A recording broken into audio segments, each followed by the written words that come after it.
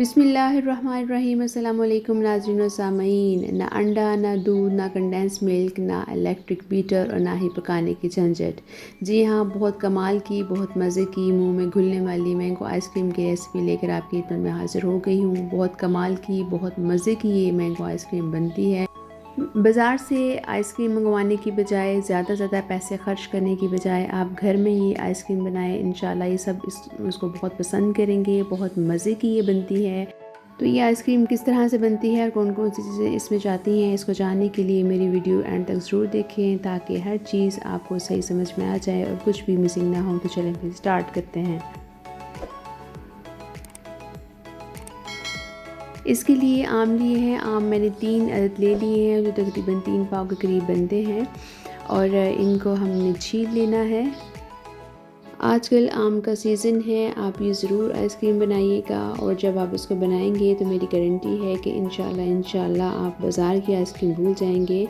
बकरा ईद भी आने वाली है और मेहमानों की दावतें भी होनी हैं, तो मेरी आपसे यही गुजारिश होगी कि आप बाज़ार से महंगी आइसक्रीम लेने की बजाय मीठे में यही आइसक्रीम बनाइएगा और इंशाल्लाह आपकी दावत का मज़ा दोबाला हो जाएगा।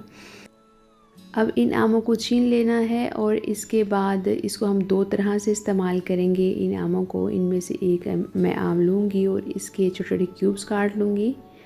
इसके चंक्स बनाने हैं हमने छोटे छोटे, चाहे आप इसको थोड़े से बड़े बना लें। मैंने थोड़े से बड़े रखे हैं ताकि ये नज़र आएँ। आप चाहें तो छोटे छोटे भी कर सकते हैं। इस तरह से सारे आम को मैंने इस तरह से छोटे पीसीज में काट लिया है और इसको अब हम साइड पे रखेंगे। और जो बाकी के 2 आम हमारे पास रह गए हैं, इसको मैं रफली चॉप करूँगी। रफली हमने इसकी कटिंग कर लेनी है और इसकी गुठलियाँ अलग कर लेंगे। इस तरह से हमने ये सारे मैंगो काट लिए हैं। एक को मैंने चॉप कर लिया है और 2 को मैंने इस तरह से रफली काट लिया है। अब ब्लेंडर जार लेंगे और फटाफट झटपट इसका प्रोसेस स्टार्ट करेंगे। मैंगो हमने इसमें डालने हैं। 1 से 2 टेबलस्पून के करीब चीनी हम इसमें ऐड करेंगे। चीनी ज़्यादा ऐड नहीं करनी है। अगर आपके पास सूखा दूध है तो वो भी इसमें ऐड कर लें। ये तकरीबन आधा कप या 3 से 4 टेबलस्पून आप इसमें सूखा दूध शामिल करेंगे। वो किसी भी ब्रांड का आप ले सकते हैं। अब इसको हमने ब्लेंड करना है, तो ब्लेंड करने के लिए इसमें थोड़ा सा पानी ऐड करेंगे और इसको हम अच्छे से ब्लेंड कर लेंगे। ब्लेंड करने के बाद इसको मैं बोल में निकाल लिया है और ये इसकी शक्ल कुछ इस तरह से है। अब ये मेरे पास व्हिप्ड क्रीम है, मार्केट में बहुत आसानी से मिल जाती है और ये बिल्कुल इसको हमने चिल्ड रखना है। बहुत ज़्यादा ठंडी ही होगी तो तब इसका वॉल्यूम ज़्यादा होगा।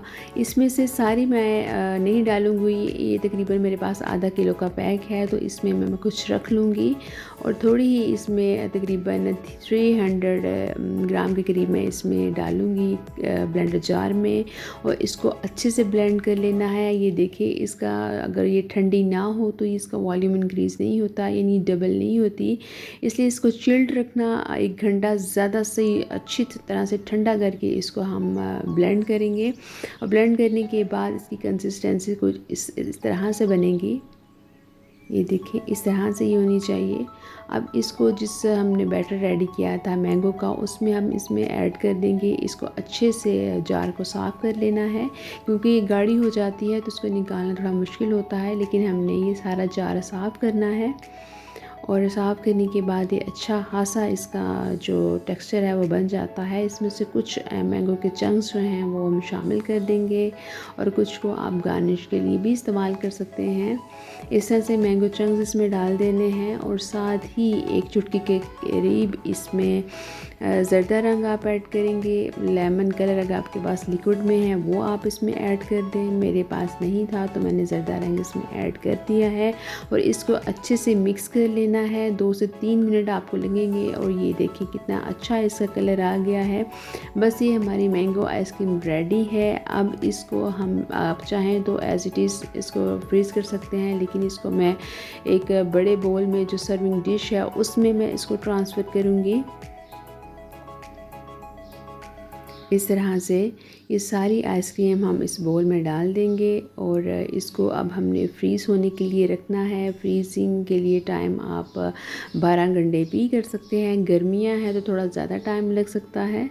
इस तरह से जब भी दावत करनी हो आप एक दिन पहले इसको बना कर रखें, ये बिल्कुल भी ख़राब नहीं होती। बिल्कुल जितना टाइम इसको आप रखेंगे ज़्यादा देर उतनी ही ये मज़े की बनेगी। अब इसके ऊपर कोई भी आप प्लास्टिक का बैग, मेरे पास एक टिशू का रैपर पड़ा हुआ था, वही मैंने इसके ऊपर डाला है। अगर आप चाहें तो आप इसके ऊपर बटर पेपर भी लगा सकते हैं। ये है कि इसमें क्रिस्टल ना बने और इसकी एयर, इसके अंदर कोई भी किसी भी किस्म की एयर इसमें ना जाए। 12 घंटे के बाद ये देखें बड़े अच्छे से आइसक्रीम बन गई है, आइसक्रीम अच्छे से फ्रीज़ हो गई है। अब इसको हम निकालेंगे और ये बहुत थोड़ा सा इसको ज़ोर लगाना पड़ेगा क्योंकि ये अभी बिल्कुल चिल्ड है। थोड़ी देर रखने के बाद ये मेल्ट होना शुरू हो जाएगी। जो मैंगो के हमने इसमें चंक्स डाले थे वो देखिए कितने अच्छे इसके पीसेस इसमें नज़र आ रहे हैं और इसी से इसका मज़ा जो है वो बिल्कुल मार्केट की आइसक्रीम से बिल्कुल हटकर होगा। इंशाल्लाह आप इसको ज़रूर बनाएंगे और इंशाल्लाह सारे घर वाले इसको बहुत पसंद करेंगे। इसका टेक्सचर बहुत क्रीमी हो जाता है और जो बाज़ार की आइसक्रीम होती है वो थोड़ी मेल्ट होने के बाद पानी या लिक्विड की तरफ चली जाती है, लेकिन ये मेल्ट होने के बाद भी ये क्रीमी रहेगी। इसके ऊपर थोड़े से बादाम छिड़कूँगी और थोड़े से चंक्स इसकी गार्निशिंग के लिए मैं डालूँगी। ये हमारी आइसक्रीम बिल्कुल रेडी हो चुकी है। आप इसको ज़रूर ईद पे या दावत पे ज़रूर बनाइएगा और मुझे इसका फीडबैक ज़रूर दीजिएगा। इसमें क्रिस्टल बिल्कुल भी नहीं बने हैं, जो एक बर्फ़ की तह जम जाती है वो बिल्कुल भी ऐसा नहीं हुआ है, बल्कि ये बहुत क्रीमी और मुंह में घुलने वाली आइसक्रीम तैयार हो गई है। उम्मीद है आपको मेरी ये रेसिपी पसंद आई होगी। अगर आई है तो इसको लाइक करें और मेरे चैनल को ज़रूर सब्सक्राइब करें। अल्लाह ने चाहा तो एक नई वीडियो के साथ आपकी खिदमत में फिर हाज़िर होंगी। तब तक अपना और अपने प्यारों का बहुत सा ख्याल रखें। अल्लाह हाफ़िज़।